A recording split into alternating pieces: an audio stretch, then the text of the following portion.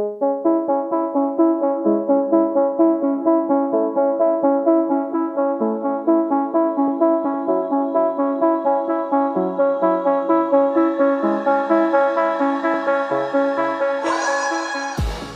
and welcome to the Blackout podcast where I get to talk to amazing people who do amazing things. And today I have Liam McVarnock. Is that That's correct? it, yeah. Cool. And he's a crazy person. I saw, I think it was on CTV or but anyway, one of the TV channels, and you're like, you want to do this run for charity. And like, that's normal, but you want to do something insane. And you want to do like how many miles in one day? We were going for 110 miles in one day, so about 176 kilometers for the Canadian listeners that don't use miles. Yeah. So like, why? Why? I got that question a few times. The big reason is in the ultra marathon world, 160 kilometers, the 100-miler, is like the pinnacle. It's like the marathon was for road running. It's like the Ironman triathlon is for triathlons. So it had to be at least 160, and the course we really liked happened to be 176. And if you're going that far anyways, what was another 10 miles in our eyes, we thought. But like, also, why did you put that time limit too? To make it a challenge, because if you're gonna walk it, like, anybody could get off the coast and walk that far. But like 24 hours is in all of the races that inspire me. There's time cutoffs. So there had to be a time cutoff too to make it interesting, And so, at what point did you decide? Okay, cool, I'm gonna do it. And how long did it take to prepare for it? So I started getting the idea probably close to Canada Day, so near July 1st, give or take. And then by the end of that week, I had been speaking with a friend at work, and we decided we're gonna do this thing on August 1st. So like 4 weeks, give or take. And like, you've been doing other long distance runs, or? So in the winter leading up to this, I was training to do ultra marathons. Oh, okay. But then COVID-19 happened, as you can imagine, and everything got canceled. The whole world shut down. Mm-hmm. So my motivation to train for a race was canceled, as with my trip to Utah, all these places. So then I still wanted to do that, but it wasn't until 3 or 4 months into the COVID-19 pandemic that it really came to life. Mm. Okay, we'll come back to that. So, but let's rewind a little bit. Like, were you always an athlete growing up? Yeah, so like I started playing organized sports when I was 3. Like I started playing soccer. I also got into track and field, football, basically any sport I could play in school growing up. I wanted to be a part of it. Mm-hmm. Was never talented at basketball. I'll put that out there. But everything besides that, I generally had my hand in it. And what did you like about organized sports? I like the challenge, and I also like the team. Mm. I like moving my body. I like being physically active, and I'm very competitive too. So like having a clear winner and a loser, I like that growing up. Yeah. And okay, so you did sports. Like, did you? At what point did you think you were maybe going to do that as like a job? Uh, so I knew once I hit like age 11 or 12 at soccer, and I was playing like at the top level. I rode the bench in a really important game, and I realized there was a lot better guys on my team than me. And also I realized we're in Canada, and we're not even good at soccer, especially the men. Like the women internationally do great, but the men, oh my God, we're a tragedy. So once I had that overall picture, I knew my pipe dream of going pro was gone. Yeah. But then once I played high school football, I showed some promise in that sport, and I thought I might be able to get my university paid for. Mm-hmm. So that was probably where I thought I might have a chance. Mm. And did that happen? It didn't happen. I was a bad student, and also You're so honest. yeah, I was a terrible student. I didn't even go to practice that much. I was really bad. Like overall, all I wanted to do was go lift weights, do things that were counterproductive, and also I had a knee injury in grade 12 where I had a ACL and a meniscus tear. Oh. So then it's like, okay, do I want to try and rehab my knee and then try and make some great comeback to get like $1,000 off my college education when I don't really want to go to college? So I that's when the dream was scrapped 100%. Okay. And then what did you decide to do at that point? I moved to Australia. You always do the extremes. Why Australia? Because I knew I didn't want to stay here and do nothing, Mm-hmm. but I also knew I didn't want to go to university, which was what all my friends were doing. I knew I would get a bunch of student debt. I wasn't going to be a good student. I was just going to go there and chase girls and party. And if I wanted to do that badly, I could move to Australia, do a working holiday visa for the year, and then get that out of my system without racking up a bunch of debt. Mm-hmm. Wow. That's actually, yeah. So I mean, and then how was Australia? How long did you stay there for? So I lived in Australia for a year. And in that time, I went to Southeast Asia and we did some backpacking around. I was with a friend, childhood best friend named Gavin. And then after about 16 months, we returned back to Canada, Halifax, where we're from. Mm. I spent 5 months here after that point. Winter came. I did not like winter after being in Australia and Asia forever. So, But you're Canadian. No? yeah, I know, but you acclimatize quickly, my friend. Yeah. So naturally, what I did was I booked a flight to New Zealand and I moved to New Zealand. Oh. And did you stay there for long or? Yeah, I worked in a very like corporate suit and tie job there for 16 months. Oh. And then How was that experience? it was good. It was incredible experience like on a professional level and for my resume. Mm-hmm. But then after a while, like all my friends who were still backpackers were doing all these fun trips, and I was tying my tie every day, going to work. I was like, I moved across the world, and now I'm in the rat race. Yeah. So I quit my job. I went to the South Island. I met up with some friends, and we drove around the South Island in a camper van for a while. I hitchhiked around, hiked, did my first half marathon, which was, looking back, a pivotal moment with what I've been doing lately. Mm-hmm. And then eventually went to Europe, moved back home, and then I've been home now for 2.5 years. So what led you to? What was behind the decision to come back home? I love New Zealand and Australia, but they're really far. So it's like literally probably if you were going to point on a map, it's probably as far as you could get from Nova Scotia in the world.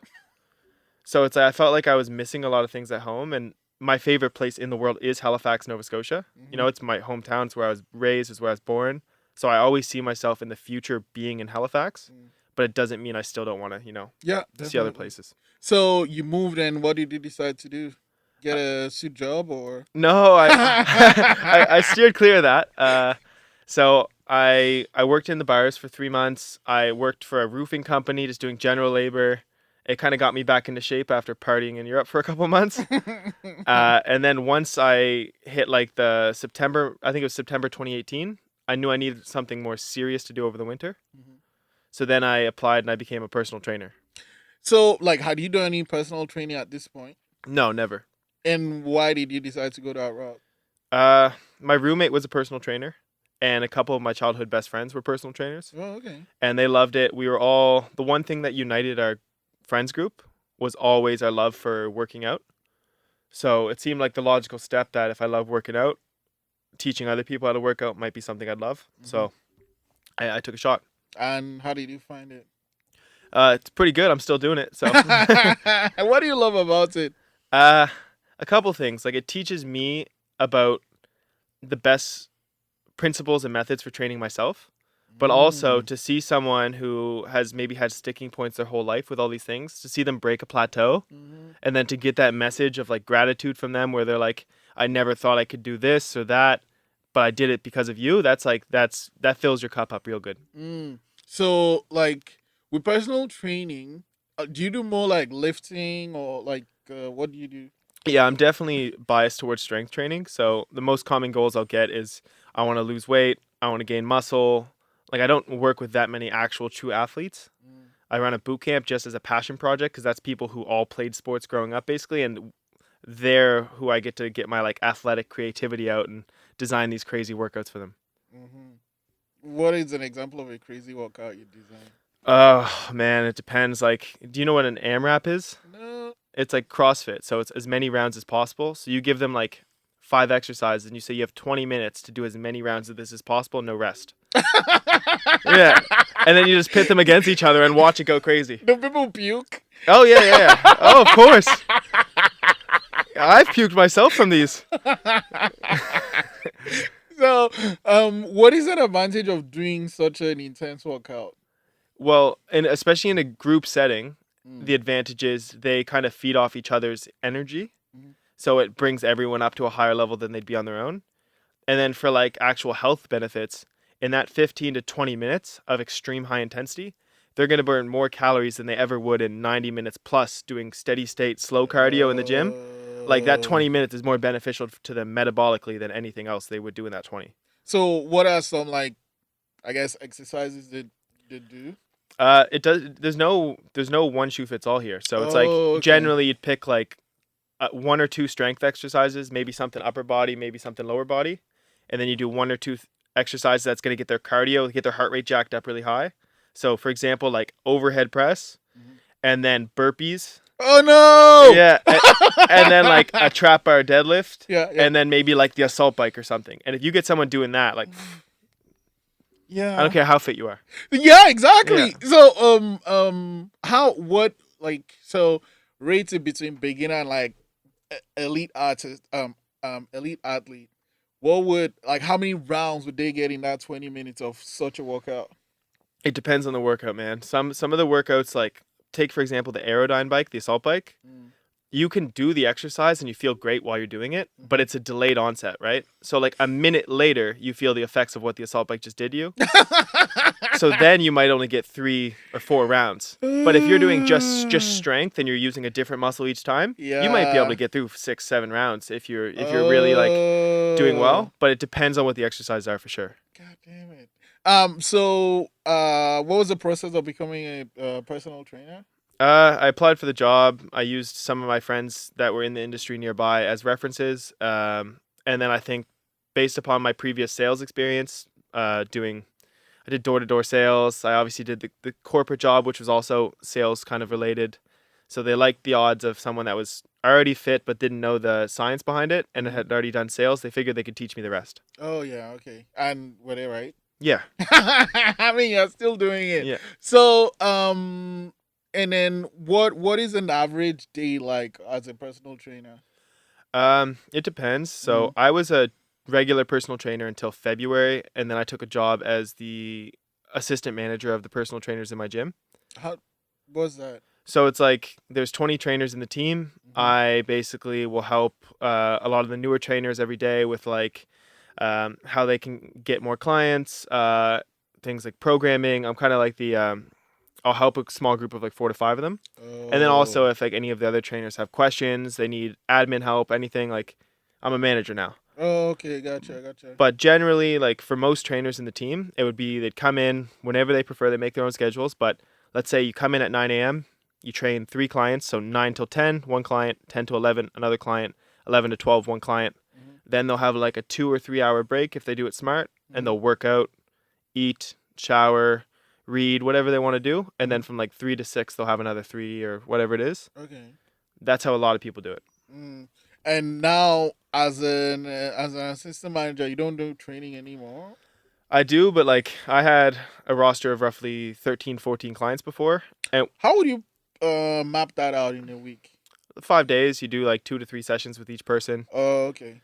And then you give them like a program for their off days where they do their exercise on their own. And hopefully they do it. Some are better than others. Some are better than others. Can you tell when they don't do it? Oh, there's a ton of people that don't do it. Because a lot of people, like, one of the key value adds of personal training is someone that has a plan for you, but also that external motivation. So some people have more of it in themselves than others do. Yeah. So, yeah. Yeah. Okay. So, that you, and then as you became an assistant manager, do you still keep those clients or? Yeah. So I have, from that 12, 13, 14, I have now 3 actual private personal training clients I see each week. And then a boot camp, which has between 15 to 20 athletes in it. Oh, and the boot camp is once a week or? We were running 3 times a week. Obviously, with the world right now, we're not running at all. But lately, it's been once a week. So, when like March, it happened. We had the shutdown. How was that experience? Like, how was it for you? It was tough because like I'm definitely the kind of person that likes to do things and go.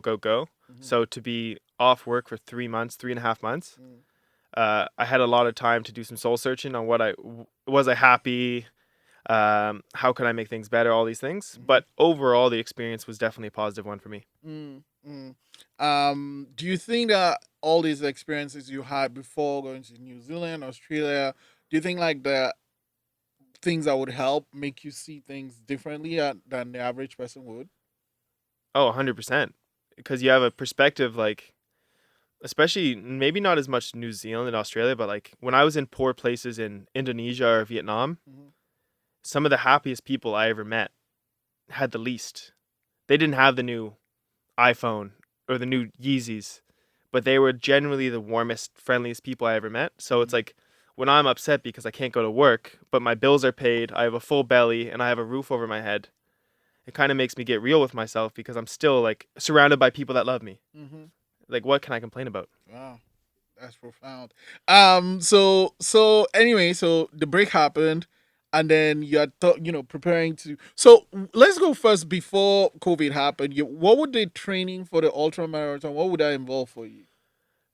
So I was working with a coach. I always hire a coach myself too, which is funny because I am a coach. I know why. Like, I mean, does that is that why would you do that? Because for me, I have so many things externally pulling my attention that I don't want to also have to, after a 10-hour shift, focusing on other people's plans, go home and then put more time into my plan. When I could Mm. flick my phone open and say, "Oh, coach says I'm running 15 miles today at this pace X Y Z," and know that Yeah. he has this plan in the future. It's like you're Mm. buying your time back almost. Yeah, yeah, yeah. Okay, so you got a coach, and what did the training involve? So we would do like 3 to 4 runs during the week that were like a small to medium distance. Which would be, It depends where in the block, but like to put it in perspective, anywhere is from like 8 kilometers to 15 kilometers. Um, and is that for time? not so much for time because when you're preparing for an ultra marathon, it's not that important how fast you can run. It's how far you can run and how long you can be on your feet. So Oh. for like the big run, the one big run on the weekends, it would be like one week it's like, okay, you're doing 3 hours on your feet and you should do roughly this amount of distance in that time, give or take. Mm. And then the next week it might be 3.5 hours. Oh You know gosh. what I mean? It builds and then it'll drop down a little bit to give you time to recover, Mm. adapt, and then it builds again. So during the training, what would be the longest time you'd have to be on your feet? I think we got as high as 4.5 hours. I was, And you're meant to finish what distance in that time?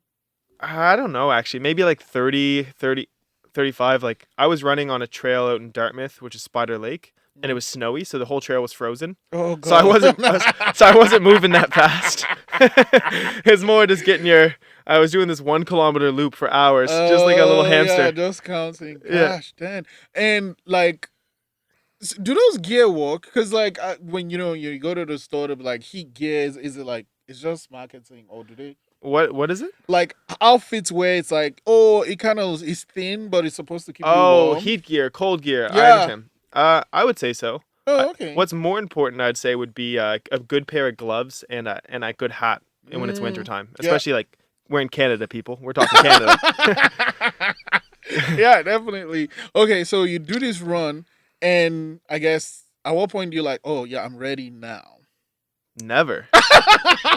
Never. This run scared the shit out of me. I don't know if I'm allowed to swear on here, but I was You can terrified. swear, yeah. Okay, yeah, I was terrified. Never was I ready. You never like, okay, yeah, let's do this. No. So the ultra marathon involves it's what, how many miles? So by definition, an ultra marathon is anything over the marathon distance, which is 42.2 kilometers. So it's 42.3 ultra marathon. Technically, but if you're talking to the purists, like in this world, Yeah. they'd say 50 kilometers and up would be an ultra marathon. Mm. And then the most common ways you'd break that up would be there'd be 50 kilometers, then you'd have 50 miles, which would be about, oh, don't quote me on that, 80, I think 80 kilometers. And then you have 100 kilometers, and then you have 100 miles. Oh. Now, naturally, I did what I've always done, and I skipped all these ones and went straight to the 100 miles. Okay, so you do this training, and you like, what races did you have planned to go? So I was going to go down to Utah for a race called the Zion 100. So if you've ever seen Zion National Park in the United States. A friend of mine. Oh my god! It's like, I'm gonna tell this Yeah. weird story. So I went to this film thing called Adventure Masterclass. Right, Adventure's in the name, and I'm the laziest person you know. And like I'm like because I like film, so I go to this class. And first off, you get to introduce yourself, and like people. I mean, this class with people that jump out of planes, people that ski, people Crazy. that exactly. Crazy. I'm like, oh my, I shouldn't have done this. So anyway, we had to make this film, and naturally they're like, "Oh, we are gonna make a film about climbing a mountain." I've never done this in my life. What are you doing? But anyway, you mentioned Zion. One of them, like, kind of not leaves, but like, at a certain points of the year, just camps in Zion, and then climbs this like sheer rock faces. Yeah. She's crazy. I think she's the strongest person in the group. She's like this tiny little lady, but she's like so strong, and she's like Grip strength. Yeah. like she's climbing things with your fingers. I'm like, no, no. Anyway, so yeah, Zion. Yeah, so I was gonna do a 100-kilometer race in Zion National Park. So I had my flights booked, Airbnb, everything was booked. Mm-hmm. Obviously, COVID-19. Justin Trudeau gets on the mic and March 16th, and everything shuts down. Come home. So that ended. Were you already there? Or No, I was still here, okay, but okay. my flight I think was in 3 weeks or something Holy like shit. that. And then How did you feel like getting that news? Like before, the prime minister made his announcement. Did you think there was a chance? I thought there was a chance I could get there in time because America was still kind of like not taking the virus so seriously. Mm-hmm. So I was like, I can get down there and get this race done before everything's like, but unfortunately not. So, and I was going to use that race as a qualifying race to do a bigger race in British Columbia in the summer, which is a 120-mile race, which looking back, kind of grateful that I didn't have to go do that race because I would have gotten destroyed by that event. So I got to learn some lessons this year, which I can use for future years. So like at what number, whatever position do you have to be in the Utah race to qualify for the BC race? You just had to finish the race within a certain time cutoff. Okay. I think it was 19 hours. Don't quote me on that, but I think it was like under 19 hours and you were eligible. So wait, this race is like when you start, right? Boom, and then you run. Yeah. Like, are you allowed to take a break? Or Yeah, you can take breaks, but the only catch-22 is you could sleep, but the clock's still running. Oh. You know what I mean? The clock doesn't stop. Mm. So, boom, horn goes off. Congratulations, you're now in charge of your own race. Oh, so you can take whatever pace you want. Yeah, you can. And like, what are some ways people like rest while doing these crazy distances? It depends. So if it's like a 100-kilometer race, very few people would sleep in that. So they would just, when they get to the aid stations, they might, and then like in a 100-kilometer event, let's say there's 10 aid stations. Don't quote me on this. They get there, they'll change their socks, or they'll eat a warm meal, or they'll, change their gear, change their water sources, all these things. So maybe a 10-minute break, 15-minute break at the aid station is how a lot of people would break it up. So do 10 rest, something like this. Give or take. It's not an exact science, but that's the rough idea. Oh man. Socks. Why socks? Actually, don't have that because like your feet. So when you finish this run, your feet must be like full of blisters and stuff. Yeah, you wouldn't be on a flip-flop commercial, that's for sure. They don't look good. Like in my race, I probably had like, by the end of the race, my whole foot was a blister, and my brother popped countless blisters on my foot. Oh my god, I can't even imagine. So anyway, the announcement happens, and then it's like, okay, it's not gonna happen. When did the switch change from that to what you decided to do? Well, it didn't happen forever. So like, it's March 16th, the world stopped for a little while, and then I was off work. So then for the next 2.5 months, I guess you could say, until, just make sure my timeline's that up. So March, April, May, June, July, 3.5 months. 3.5 months until I decided to do the race, basically. So in that time, I was doing home workouts. I was doing a little bit of running, but mostly like kettlebell. I was like doing push-ups, all this stuff, just keep myself busy. I was taking a course for nutrition coaching, so I was studying a lot. And then on June 2nd, Nova Scotia allowed gyms to open. And my gym where I work wasn't opened until the 29th, but I signed up for a different gym in Dartmouth that was open. So like, is it a chain you work with or? I work for Good Life. Oh, it's okay. Biggest gym in Canada. Yeah. But Good Life wasn't open, but there was a gym called Prime Strength in Dartmouth. Okay. And they opened on the 2nd of June.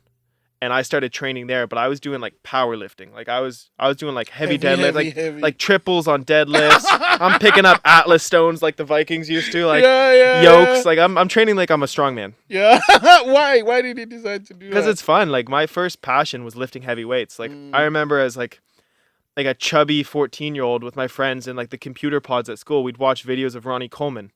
and he's got 200 pounds in each hand, like lightweight, baby. Like, so like that was always our inspiration. So Yeah. that's how I got into this kind of Mm. world. So you do the heavyweights, and did you go back to your gym when it opened? Yeah, we opened up and I was back training there.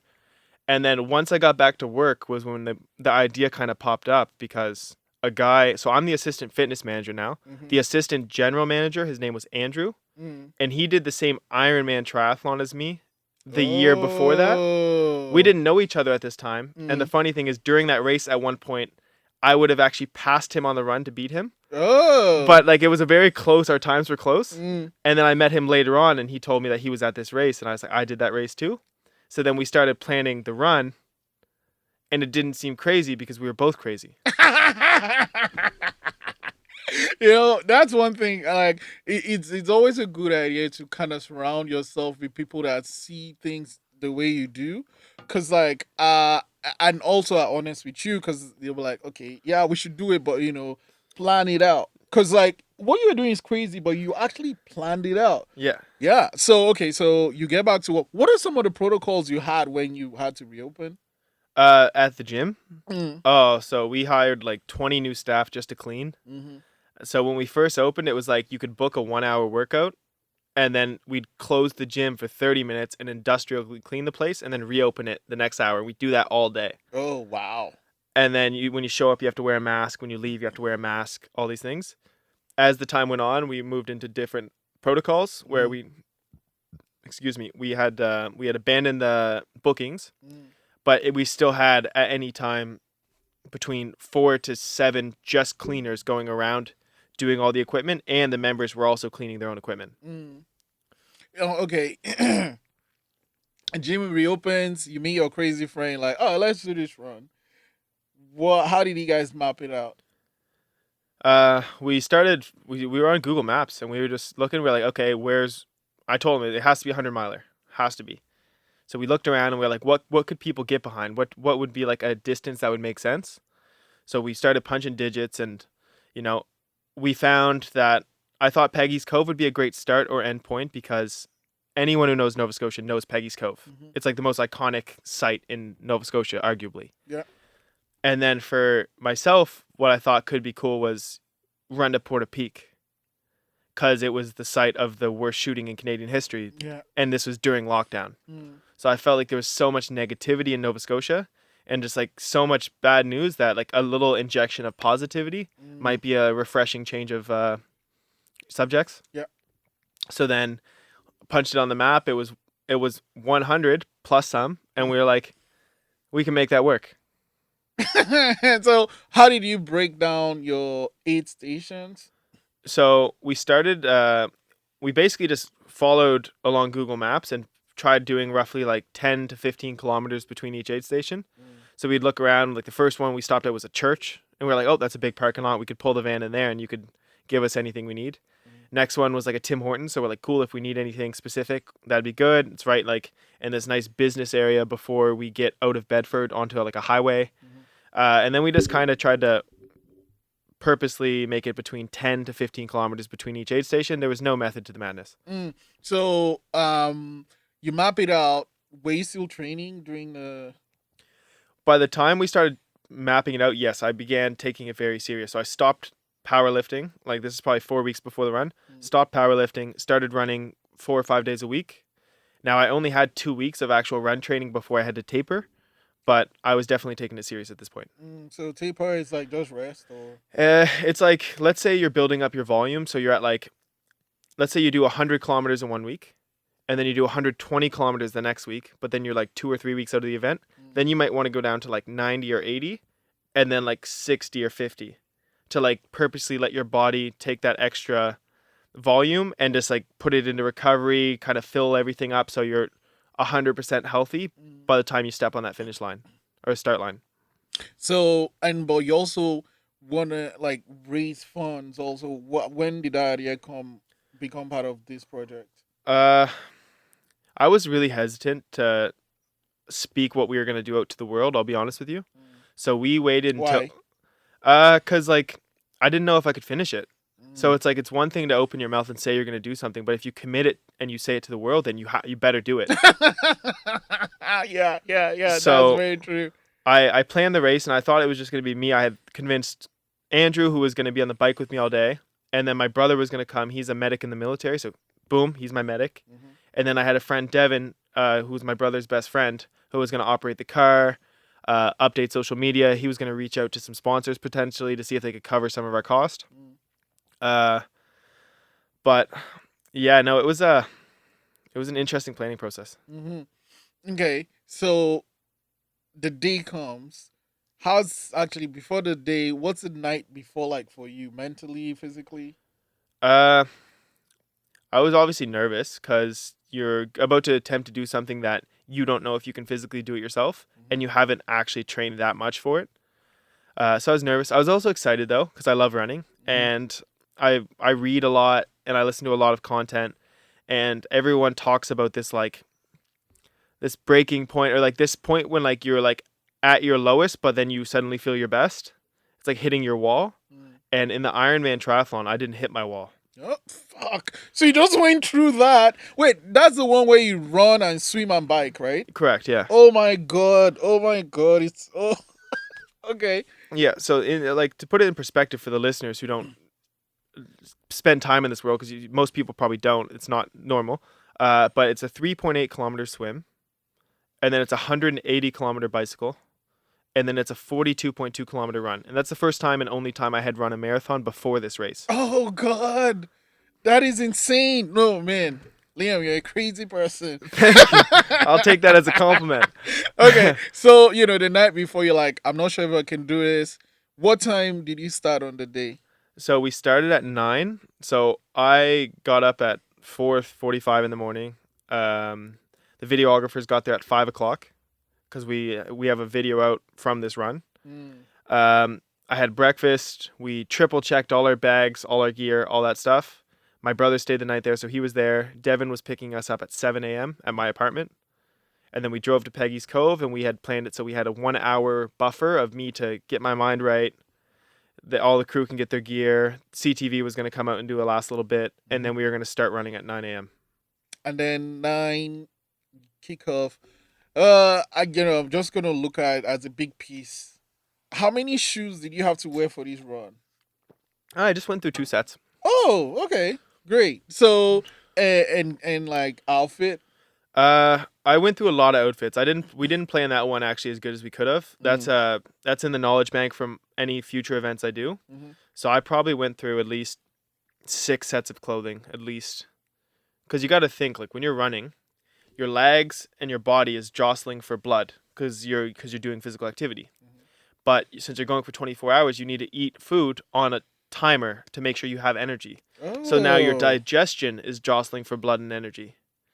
And then you add it all off, and then suddenly you're sweating, so your skin and all this is jostling for energy. So suddenly it's like you're burning hot, but then you sweat, and then nighttime hits, and then suddenly you're freezing cold. And like it's just this jostling match. So yeah, we went through a lot of clothes. Wow.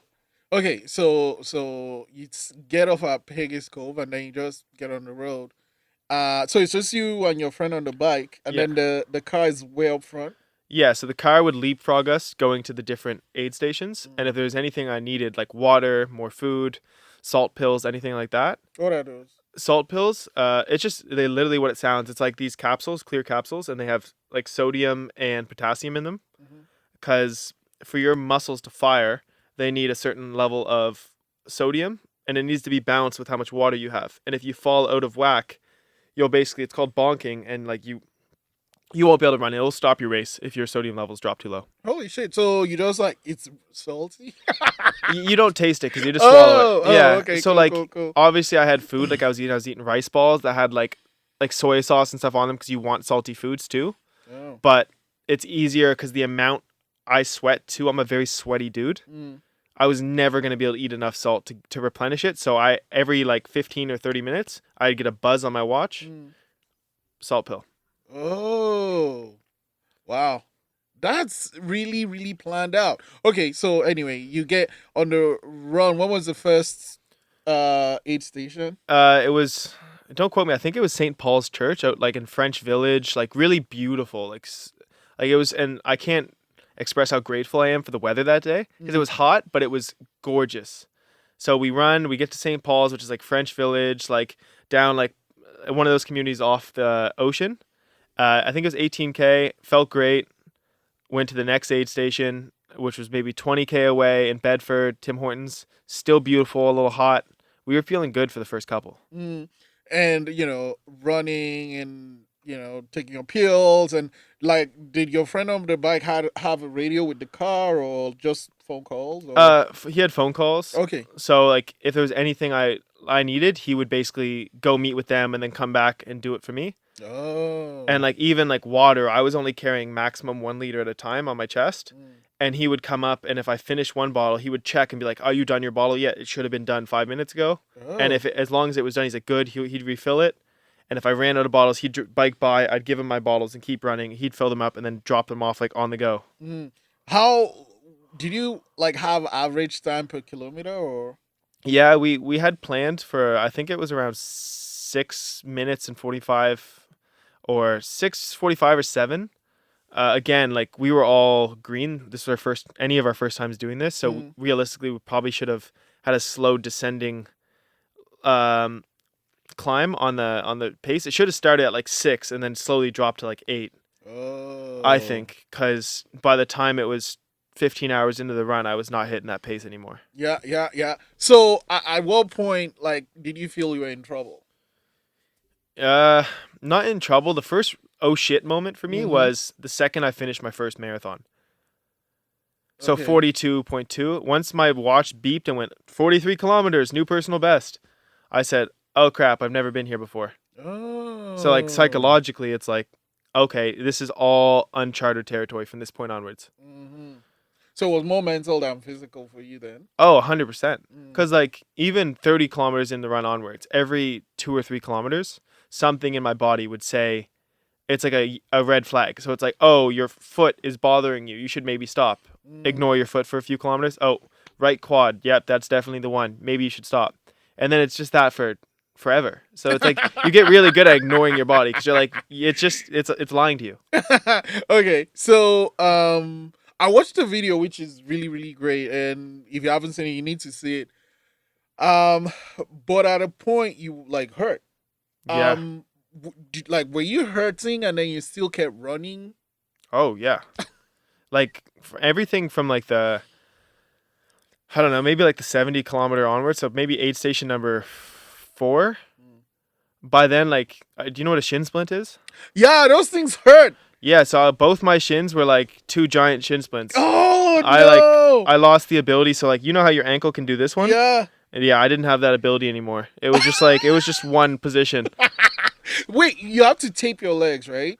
We didn't actually tape them, no, because we were trying to like foam roll them, and I didn't think the tape would do that much. But yeah, no, it was from that point onward, every step I took, it was like, okay, like ow, ow, ow, ow.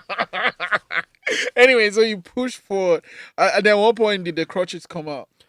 147 kilometers in, so probably about like 23 hours in. But you needed them before that time. Maybe, but they would have slowed me down so much. Why? Like, so at what point do you like listen to your body, I guess?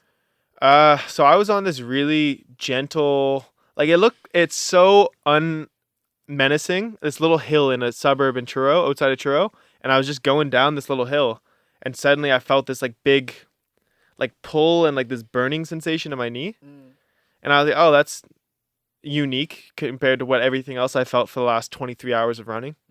So then I was like, okay, noted, and then I kept going, and then maybe 50 more meters, and then same feeling, except more intense this time. And then I was like, okay, this seems somewhat justified. I maybe should, and I had done my knees, as we talked about before. I had tore my knee and had 2 surgeries before. So you didn't mention the surgery part. You don't say you hurt your knee. Oh yeah, no, I had 2 reconstructive surgeries. Shit. So I was like, okay, I'm somewhat familiar with what a real knee injury feels like, and this didn't feel good.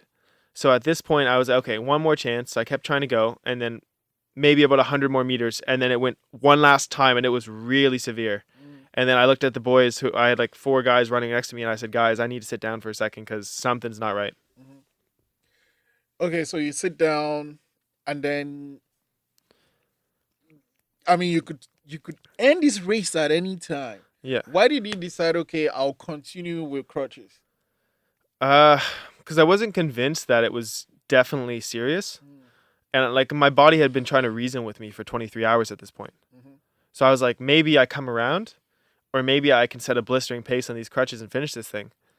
So it's like I sat down, took ibuprofen, took Tylenol, iced it, heated it, did every trick in the book you can imagine, Mm. and still wasn't getting much better. And then I was hit with an ultimatum.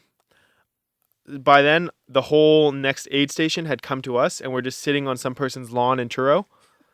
Like there's like 25 people, a giant crew of us, just sitting on this person's lawn. And by the way, at this point, it's like 10 a.m. on a Saturday in Truro. It's busy. It's beautiful out. We haven't slept. I'm looking like I just crawled out of somewheres. So then it's getting hot again, so I put on more sunscreen because it's out day 2. Here we go. Uh-huh. And then on one shoulder, you have like the angel who is like my family, and they're like, Liam, you've done so much. Yeah. You've raised $10,000. You only I wanted mean- 2,800. You've done so many great things. Like, you can stop. And then on the other side, specifically one of my patients, Matt, he goes, nah, fuck that. He's like, nah, we're finishing this shit. He's like, you're going to do it. He's like, you can't stop now. He's like, we got to keep going. Get up. He's like, get up. We got to go. Okay, so you got on the crutches. How was your mind and your body then? Body was pretty like beat because like my left, like by now my ankles were like swollen, and like any pressure on my legs was instant feedback pain. Mhm. Yeah, but I had all my boys around me. They had a speaker, and I had the crutches, and we're just going down the highway, and people like cars are driving by us. We're on the main drag in Truro, Yeah. or outside of Truro, and they're just like looking at us like we're crazy, is and I'm just crushing down the highway, and guys are hyping me up. So I mean, mentally, I was in a great space. Wow. Okay, so what how much digging in did you have to do to get to finish this thing you set out to do? How much more would I have to go? Mm-hmm. So 147. So I had 29 kilometers left, and it took me 2 hours or just over 2 hours to do 4K on crutches. So we crunched some quick math and realized that it was a whole nother ultra marathon. It was going to be another 24-hour event on these crutches. Mm. And then we weighed it, the pros and the cons. All these people, all the people at the aid stations, by the way, never slept either yet. So I had all my family and friends that were out there, 30 plus hours, second day. They haven't slept yet. They're all still there with us. So, and another thing was happening with the crutches, which after 4K, my whole sides and my hands were now all giant blisters too. Oh man. Because like you're trying to take all the weight off your legs, so you put all the weight in your hands and your sides, and then suddenly I have blisters all up and down my back and my side and my hands. So I couldn't hide from the pain anywhere. It was just all around me. So then we pulled the plug. God, how difficult was that for you? It sucked. It was really hard because like mentally, I was pretty confident that mentally, even though I don't think I'd be in much worse shape right now. I think we could have finished it, although it would be another 24. But then, like, at what cost? Like, we want to do other crazy things. I want to be able to walk when I'm 40. So it's like maybe, we didn't train this year. It was our first time doing it. We didn't quite finish it, but look at all the success we had. So maybe we take those lessons and then we do it better next year, and then we can use those mistakes to our advantage. So you pulled the plug, then what? Then the boys finished the run. So there was 3 of them. So Andrew was still going. He was off his bike at this point. He had his running shoes on. He knew. And then Matt, Elliot, they came to run, so they were ready. So I just pulled them aside and said, guys, I'm not going to be able to finish this thing, but you guys are all healthy and you guys can. And these people all came out to see a finish.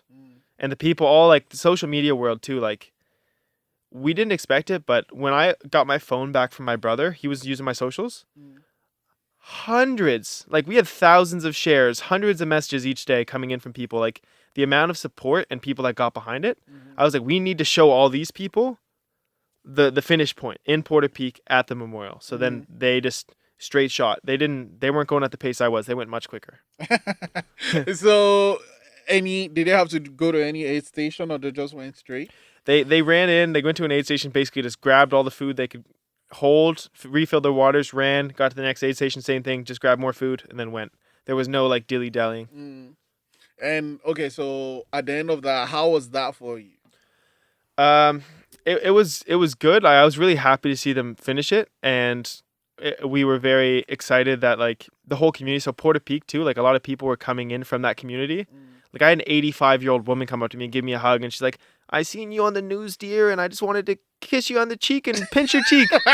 So like to see like how much this meant to some people, and like I had an 8-year-old boy, the same thing. We were staying at an Airbnb, and it was a grandmother who was renting the Airbnb out, but she messaged me at 9 p.m. the night after we finished the run, and she said, "Hey, is it okay if I stop by the Airbnb? I have someone who wants to meet you."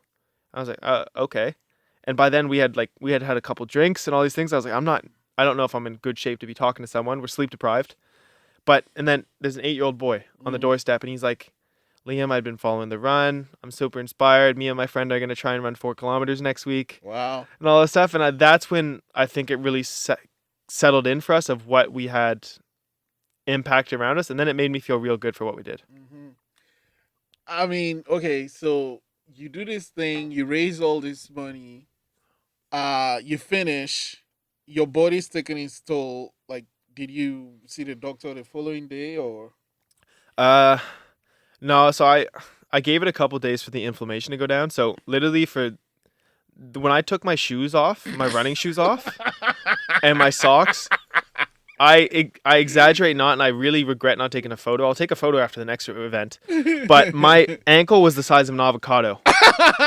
And it's like, if you see someone very, very like morbidly obese, how they have like kind of like cankles. I had huge cankles. Like they were like from my calf down to my foot, it was all one width. It was biblical, dude. It was bad. Like my brother had to help me get dressed for 3 days afterwards. Oh, I couldn't bend my legs. He literally was my nurse. So, how is this like sitting down in an ice bath? Do you do something like this? Does it help? Yeah, but like even for the first few days, I couldn't even get in a bathtub, dude. Like that movement was not an option. like luckily for me, our Airbnb had a walk-in shower. Oh, okay. So that was clutch. So I at least got to shower. But yeah, no, for like I had to take a few days off work. If I couldn't put pants on, I wasn't worrying about ice baths. Okay, so how many days did it take for you to start feeling okay-ish? Probably 3 or 4 days, and I started feeling somewhat human again. So then I went to the hospital, got X-rays on my legs. What did they see? They see nothing. Like just some like inflammation and stuff. And he's like, "Yeah, it looks like your shins were pretty like splinted up and stuff." But he's like, overall, it's just like inflammation, the kind of thing you'd expect. If I want to really know, I would need MRIs. Now, in Nova Scotia, I'm on a list right now for an MRI. But in Halifax, it's over a year wait. And in New Glasgow, which is where we applied for me to get mine, it's like 4 to 10 months, they said. Oh. So as of right now, there could be something going on, but you don't know yet. I don't know, man. Check it out. Yep. Okay. Okay, so and then how long did it take for you to feel normal again? Maybe like 3 or 4 weeks, and then I like could be at work without too much pain. Now I still was feeling like dull amounts because I'm on my feet a lot, like training clients and stuff. I was feeling like maybe between a 2 to 5 out of 10 pain, but very manageable. But by then, like I was obviously dressing myself. I was able to work out my upper body. Like life was returning to normal to some degree. I hadn't run until literally last week was my first run though. That's months and months. Yeah, August 1st and then November. So end of November. So yeah, it's a good chunk. So like that was based on your doctor's advice or just you listening to your body? Mostly me listening to my body. So obviously the doctor, I've had the same doctor. He literally delivered me. So when I've seen you from like yeah. So when I walked into shout out Dr. Conter, when I went into his office, the first question he's like, "You tried doing fucking what?"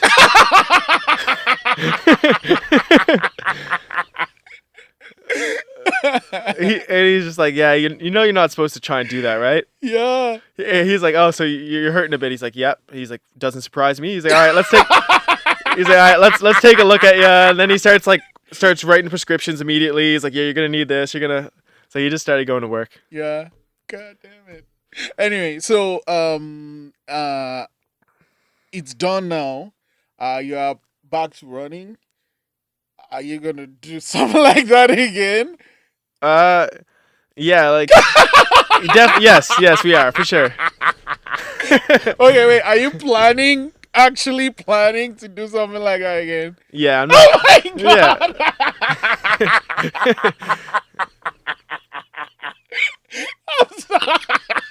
Okay, so you're like you went to this house and there's a monster in the fucking house and you experience the monster and you're like, you know what? I want to go back in the fucking house. Why? Why, Liam? Why? Cause like, just because there's a monster in the house doesn't mean it's a bad monster. Mm. And like, I think a lot of people run from their monster. So like, for me, I never felt more alive than when I was planning for this event and then doing this event and the aftermath and seeing who it touched. So for me, it's like, if I can train for it right and learn from all the mistakes I made, maybe I won't be broken at the end of it, but I can have an even bigger reach. So I weigh the pros and the cons and how I feel in that process. Yeah. I can't replicate that feeling anywhere else. So how far into this planning session are you now? If we're going to talk, like, if I was going to give you a percentage, it'd be very low. Like, we're in the conception phase, maybe like 15%. So, okay. So we have like a rough idea of like where we want to go as far as the route goes. We're in early stages of talking with like some potential like partners to help us put this event on. But it's definitely still in design phase. So, do you know how long the distance is gonna be? I don't want to quote specific distances or specific checkpoints just because in the last 2 weeks it's changed 3 times. The little, okay. You know, it's like we literally drove up to Cape Breton, which is where I will say that it's going to be, part of it will be in Cape Breton. Are you starting or ending there? Well, we're looking at starting in Cape Breton. But it's going to be, what I can say is it's going to be roughly a 48-hour event. So not 24, it's going to be 48. Oh, okay. Okay. Are you going to plan any sleeping time into, or is it just straight? Pretty straight through. Like we'll have a couple breaks, like maybe like a certain amount of time on with a small amount of time off kind of thing. But no, sleep will be once we finish it. Good luck. Thank you. Okay, so you do all these things and like you're super positive and you're influencing people, you know, impacting them positively. How does that feel for you?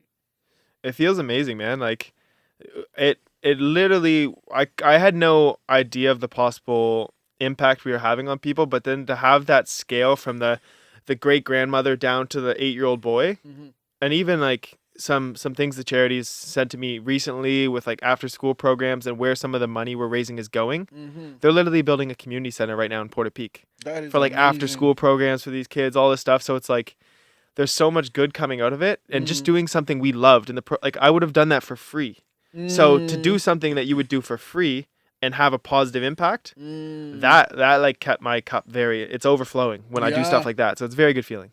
You know, and actually one other way to look at it, like if COVID didn't happen and you went to the race, this might not have happened. This never would have happened. Yeah. It's like, I like to think of that for a lot of things. So like when I tore my knee, if I didn't tear my knee, I probably would have got like a very, very unimpressive $1,000 or $2,000 towards my university education. I would have probably flunked out of university, and I would have never went to Australia and New Zealand and learned those lessons. And then also COVID-19, if that didn't happen, we never would have done this race. So a lot of the biggest obstacles that seem like they've come up in my life have actually turned out to be the biggest blessings, which seems counterproductive, but it's just the way they've turned out. So are you just gonna do like a TED talk or like a show or podcast where you just talk about motivating people and stuff? Because just the way you talk, I think is something you should do.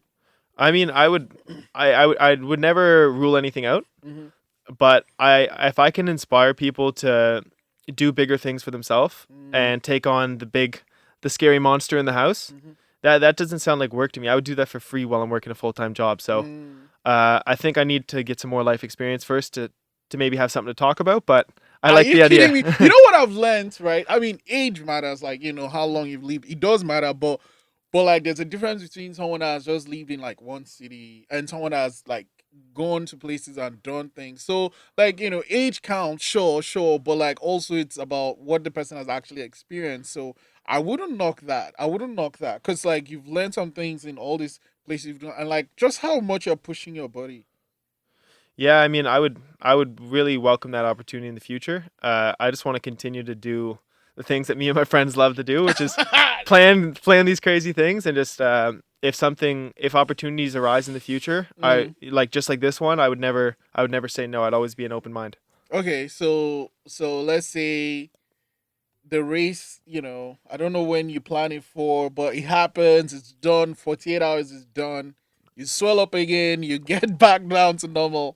You're going to do another one. Yeah, like I don't see myself stopping at any point, unless like I get a serious change, like maybe my doctor sits me down and gives me an ultimatum. I'm I, like, I, your live. knees are gone. Like I think that's probably the only way I would stop. I like, are you in a relationship seeing someone or? I was before the run actually, but lately, no, I'm not in a relationship right now. So, So what did it, when you were with the person, were you like planning the run then or?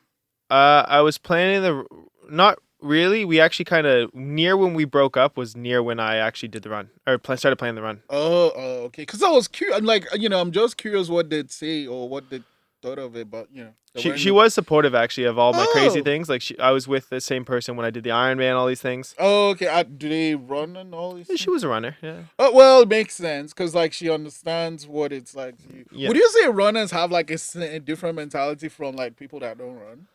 I would say so, but there's also like just like anything. There's many different grades, like different types of runners. There's road and there's trail. There's like people that run really fast, so they can run like 3-4 minute kilometers. Mm-hmm. They would blow me out of the water. But then there's the ultra marathoners who can run, like if you want to see someone crazy, search up Courtney DeWalter. Mm-hmm. This girl did a race recently where she ran like 300 or 400 miles almost nonstop, and she's from Colorado, so those are hilly miles.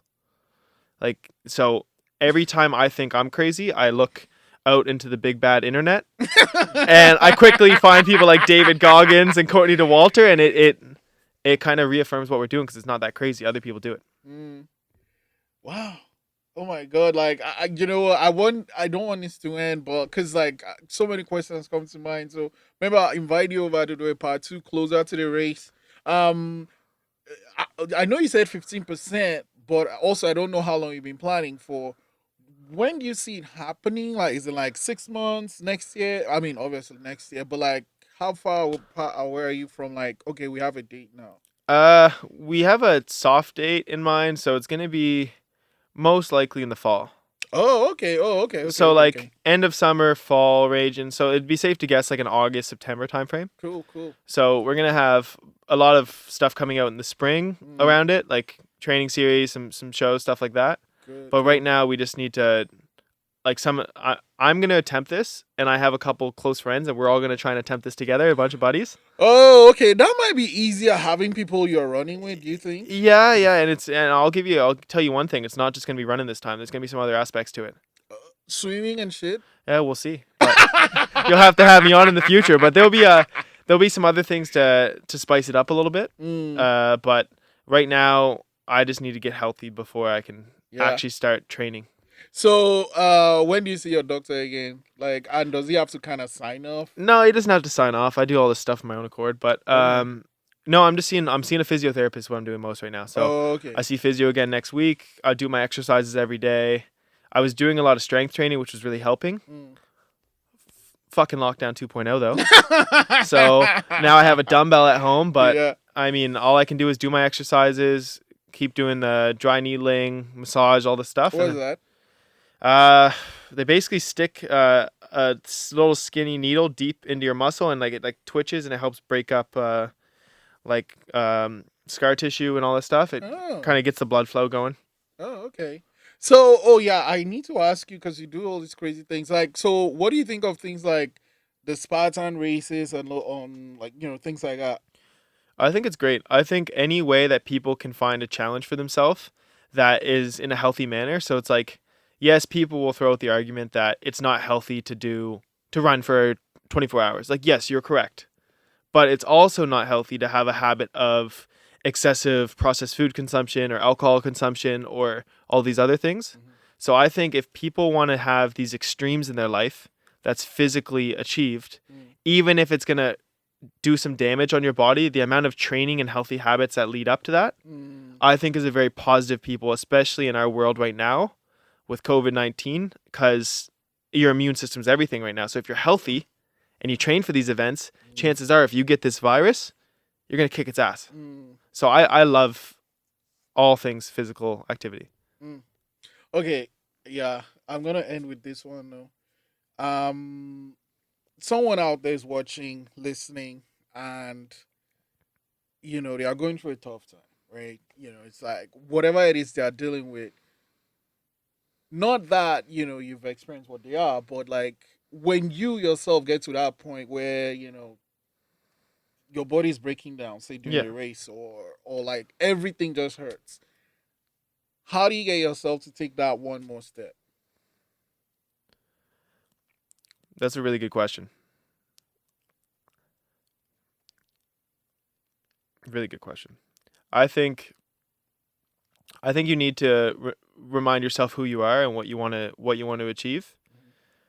So it's not just running. If it's you want to get a promotion at your job, then it's reminding yourself the processes that lead to the promotion. So it's going in maybe a couple minutes early or doing that extra project that you weren't asked to do.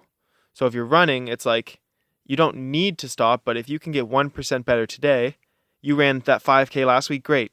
Could you get to that telephone pole past the 5K today just to get a little farther? And then when you start stacking little tiny wins on top of each other, it makes you feel really, really good about yourself. And those small wins, although they may seem very linear at the start, they go exponential very quickly. So it's like, be kind to yourself, but also don't be afraid to stack little tiny wins instead of trying to reach for that big audacious goal right away. Wow. Thanks so much for coming on the podcast today, Liam, and good luck on your race. When you're reaching out to people you want to talk to us, because we definitely would love to be a part of it. Thank you very much. I appreciate it. Thanks for having me on, Israel. Big fan of this, and we'll definitely be talking in the spring. Sweet.